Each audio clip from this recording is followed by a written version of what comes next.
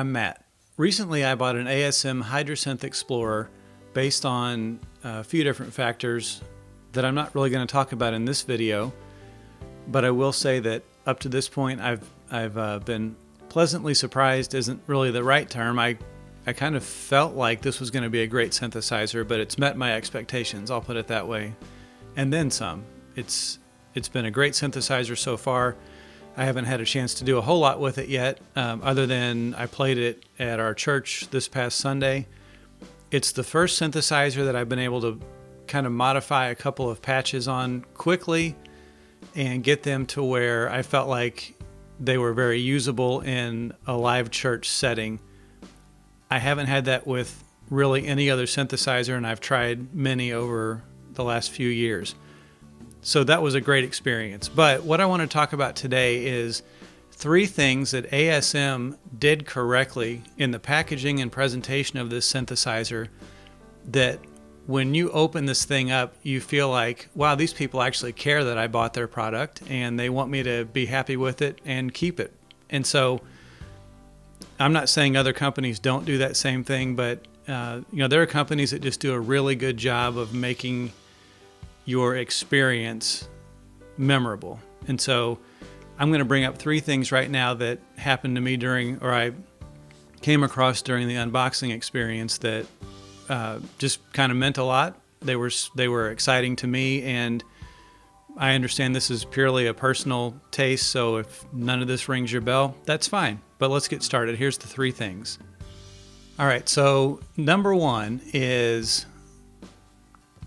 an actual paper owner's manual. Now, there are probably a lot of you out there of a younger generation that are used to not getting manuals with anything. Back before the internet, that's the easiest way to put it. Back before the internet and the prevalence of online documents, this is what you got when you bought a keyboard. And so you had to understand what was in here if you wanted to use the keyboard effectively.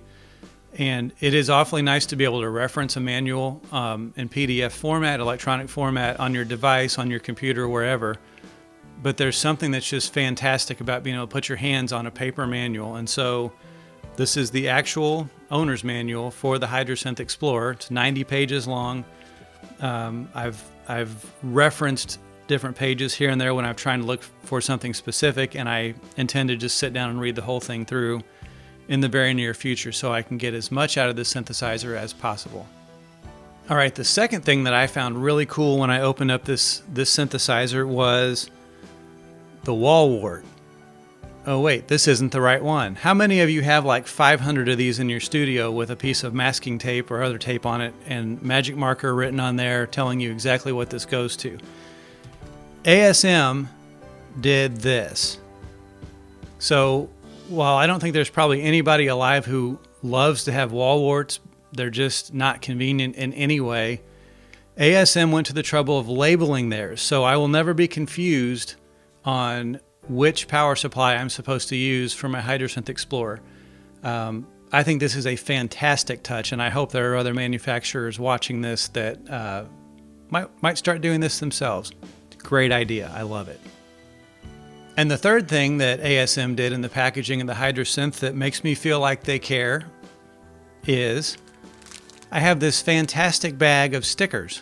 And again, maybe no one else cares about that, but I like to advertise, decorate, whatever, with logos from the manufacturers whose equipment that I use. In more recent times, I've got a breaker box panel over here, and I've started putting stickers on there. So I've got Arturia, Moog, Centaur, TC Electronics, Strymon, Shure, and now ASM. So there are companies that are doing it, and it's cool, but ASM did not drop the ball here. And most companies, I think I've gotten 1 or 2. I think Moog had maybe 2 or 3 stickers in theirs. Arturia had a selection of different sizes, but there's probably 10 or 12 different types of stickers in this bag. So again, none of these things might be important to you, but I just felt like they were all very cool little touches that ASM did not have to do and still could have sold these synthesizers, but it makes you feel like they care about the end user, and I really appreciate that about them. So again, let me know what you think. What's your best unboxing experience? What have you been surprised by when you opened up a new product? I'd love to hear about that in the comments. So if you haven't considered subscribing to the channel, I would ask that you consider doing that now, and we'll see you in the next video. Thanks.